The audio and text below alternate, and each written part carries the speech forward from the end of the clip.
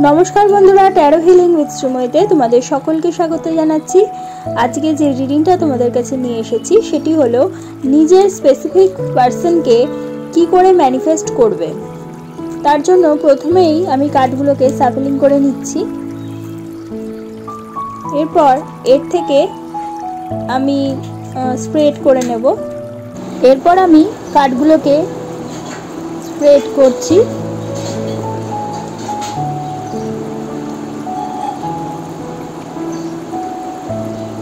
এখন আমি এর থেকে 4টে কার্ড তুলে নেব। এটা ফার্স্ট কার্ড, এটা সেকেন্ড, এটা থার্ড, এটা ফোর্থ।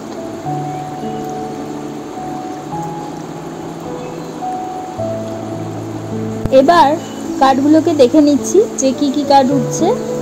প্রথম কার্ডটা হচ্ছে অ্যাডভেঞ্চার, দ্বিতীয়টা হচ্ছে ইনোসেন্ট, তৃতীয়টা এক্সিস্টেন্স, আর হচ্ছে এক্সারশন। এখানে যেহেতু দুটো মেজর আরকানা উঠেছে সে কারণে আমি আরও দুটো কিন্তু কার্ড তুলছি। মাইনর আরকানা উঠলো। এবার এটা ম্যাচিউরিটি কার্ড উঠলো। এবার আরেকটা তুলছি, এটা সিজোফ্রেনিয়া। বাকি কার্ডগুলোকে আমি সরিয়ে রাখছি। এখানে কার্ডগুলোকে আবার আমি পরপর ভালো করে সাজিয়ে নিচ্ছি। এখানে যে প্রথম কার্ডটা উঠেছে সেটা হচ্ছে তোমার সম্বন্ধে, এবং দ্বিতীয় যে কার্ডটা তুলেছি সেটা হচ্ছে তুমি তোমার যে স্পেশাল পার্সন রয়েছে তার সম্বন্ধে। আর 3 নম্বর কার্ডটা হচ্ছে তোমার বর্তমান সম্বন্ধে, প্রেজেন্ট কন্ডিশন, এবং 4 নম্বর যেটা সেটা হচ্ছে তোমার ফিউচার, অর্থাৎ ভবিষ্যৎটা কীরকম হতে পারে সেই সম্বন্ধে। তাহলে প্রথমেই তোমার সম্বন্ধে আসা যাক। এখানে যে ফার্স্ট অ্যাডভেঞ্চার কার্ডটা উঠেছে, এখানে বোঝাচ্ছে তুমি এখন এক নতুন যাত্রার পথে দাঁড়িয়ে আছো। এটি বলছে তোমার হৃদয়কে একটি শিশুর মতো খোলা রাখতে হবে, ভয় না করে নির্ভয়ে জীবন ও প্রেমের পথে এগোতে হবে। ম্যানিফেস্ট করার জন্য এই কার্ডটা তোমাকে গাইড করছে যে ওপেন মাইন্ডেড এবং ইমোশনালি অ্যাডভেঞ্চারাস হওয়ার জন্য, ভবিষ্যতের আউটকাম না ভেবে প্রতি মুহূর্তকে উপভোগ করার জন্য। ইউনিভার্সের ওপরে বিশ্বাস রাখো, সে তোমাকে সারপ্রাইজ অবশ্যই দেবে। এবার জানবো তোমার পার্টনার কিরকম বা কি ভাবছে। এখানে দুটো কার্ড যেহেতু তুলেছি, ইনোসেন্স এবং ম্যাচুরিটি, দুটো মিলিয়েই বলবো। ইনোসেন্স কার্ডটা বোঝাচ্ছে তোমার ভেতরের নির্ভেজাল, মানে তোমার পার্টনারের ভিতরে নির্ভেজাল একটা ভালোবাসা, হাসি, সরলতা, যেটা তোমাকে কিন্তু অ্যাট্রাক্ট করেছে বা আকর্ষণ করার মূল চাবিকাঠি তার মধ্যে।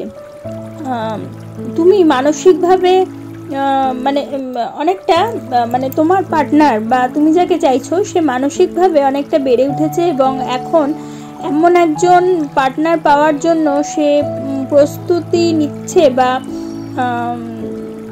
যে তার মতো সমান ম্যাচিওর, মানে সব বিষয়ে তার সাথে যে যাকে সে পছন্দ করবে বা ভালোবাসবে সে ম্যাচিওর হবে তার মতো, এরকম তোমার পার্টনারের মনোভাব। এখানে তোমার পার্টনার মনে করে সে কারোর জন্য পারফেক্ট, কারণ সে জীবনের আনন্দ এবং গভীরতা দুটোই কিন্তু বোঝে। এবারে জানবো তোমাদের বর্তমান পরিস্থিতি তোমাদের মধ্যেকার। এখানেও যেহেতু দুটো কার্ড উঠেছে, এক্সিস্টেন্স এবং সিজোফ্রেনিয়া, আমি দুটো কার্ড একসাথে বলবো। বর্তমানে কিন্তু তুমি এই ইউনিভার্সে একা নও, তুমি সিগনিফিকেন্ট, এবং তোমার জন্য কারণ না কারোর আগমন কিন্তু অবশ্যই লেখা আছে। অবশ্যই দুজনের কথাই বলছি, দুজনের ক্ষেত্রে কেউ না কেউ কিন্তু অবশ্যই রয়েছে। তোমাদের মনে দ্বিধা বা দোলাচল চলছে, হয়তো একদিকে তোমরা বিশ্বাস করো আবার অন্যদিকে ভয় পাচ্ছ। যে প্রত্যেকেই দুজনেই অপোজিটের প্রতি ভাবছো যে সে কি তোমাকে ভালোবাসবে, এটা কিন্তু তোমাদের বর্তমান সময়ের মনোভাব। এবারে এই কার্ড দুটো গাইড করছে যে দ্বিধা বা চিন্তার বিভাজন থেকে অবশ্যই তোমাদেরকে মুক্ত হতে হবে। একটা ক্লিয়ার ইন্টেনশন তোমাদের দুজনকেই রাখতে হবে। ভিজুয়ালাইজ করতে হবে যে তোমার অপোজিটের যে পার্টনার আছে সেই মানুষটার সঙ্গে শান্তিপূর্ণ সময় যাতে তোমরা কাটাচ্ছ, যেন ইউনিভার্স বুঝতে পারছে তোমাদের ইন্টেনশনটা। তাহলেই কিন্তু তোমরা দুজনেই সত্যিকারের প্রস্তুত হতে পারবে ইউনিভার্সের কাছে তোমাদের যে ম্যানিফেস্টেশনটা করছো সেটা পাওয়ার জন্য। 4 নম্বর যে কার্ডটা উঠেছে সেটা হচ্ছে এক্সহশনের কার্ড। এটা বোঝাচ্ছে তোমাদের ইন ফিউচারে তুমি বা তোমরা হয়তো আগে অনেক চেষ্টা করেছো রিলেশনশিপ নিয়ে, হয়তো হতাশা তোমাদের মধ্যে এসেছে, সেখানে কিন্তু তোমরা ইমোশনালি দুজনেই কিন্তু ড্রেন্ড হয়ে গেছো এবং মানসিক বিশ্রাম সেখানে তোমাদের দরকার, না হলে কিন্তু ম্যানিফেস্টেশনের যে এনার্জি সেটা আটকে যাবে বা আটকে যায়। সেক্ষেত্রে নিজের উপর চাপ নেওয়া বন্ধ করতে হবে, দুজনকেই রিল্যাক্স এবং মেডিটেট থাকতে হবে এবং অ্যাফার্মেশন তাদের নিজেদের মধ্যে কিন্তু দিয়ে যেতে হবে এবং সেটা কিন্তু অবশ্যই ফোর্সফুলি নয়, বরং ফ্লোফুলি করতে হবে। অর্থাৎ আস্তে আস্তে তোমাদের মধ্যে একটা দৃঢ় মনোভাব আনতে হবে এবং সে অ্যাফার্মেশনটা যাতে ফুলফিল হয় তার জন্য প্রচেষ্টা চালিয়ে যেতে হবে। সবশেষে বলা যায়, তুমি যদি তোমরা যদি এই নির্দিষ্ট তোমার কাঙ্ক্ষিত মানুষকে পেতে চাও, তাহলে কিন্তু সত্যি যদি তোমরা ম্যানিফেস্ট করতে চাও তাহলে কতগুলো স্টেপ তোমাদের অবশ্যই মেনটেন করতে হবে। প্রথমত হচ্ছে নিজেদের ইনার চাইল্ডকে জাগিয়ে তুলতে হবে, অর্থাৎ খোলা মনে কিন্তু থাকতে হবে বা খোলা মন রাখতে হবে। দ্বিতীয়ত হচ্ছে তোমরা ইমোশনালি রেডি হও, এই ম্যাচিউরিটি তোমাদের বাড়াতে হবে, এটা বুঝে আত্মবিশ্বাসে থাকতে হবে। এবং 3 নম্বর হচ্ছে ডাউট বা যে তোমাদের মধ্যে দ্বন্দ্ব রয়েছে সেটাকে কাটিয়ে উঠতে হবে এবং ইউনিভার্সকে ক্লিয়ার একটা সিগন্যাল দিতে হবে। 4 নম্বর হচ্ছে নিজেকে বিশ্রাম দাও এবং যে এক্সহশন মুডে তোমরা রয়েছো সেখান থেকে ম্যানিফেস্টেশন কিন্তু তখনই ঘটবে যখন তুমি ব্যালেন্সড ওয়েতে থাকবে।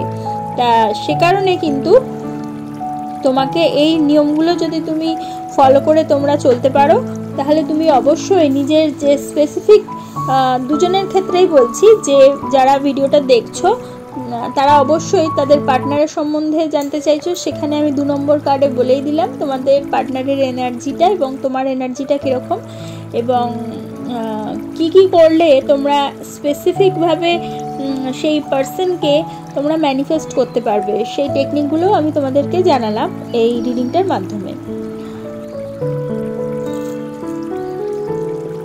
তাহলে বন্ধুরা, যদি তোমাদের আমার এই ভিডিওটা ভালো লাগে তাহলে অবশ্যই একটা লাইক করে দিও, তোমাদের পরিচিতদের মধ্যে শেয়ার করে তাদের জানার সুযোগ করে দিও এবং যারা এখনো পর্যন্ত আমার চ্যানেলটা সাবস্ক্রাইব করোনি অবশ্যই সাবস্ক্রাইব করে দিও এবং পাশে থাকা বেল আইকনটি প্রেস করতে কিন্তু একেবারেই ভুলো না।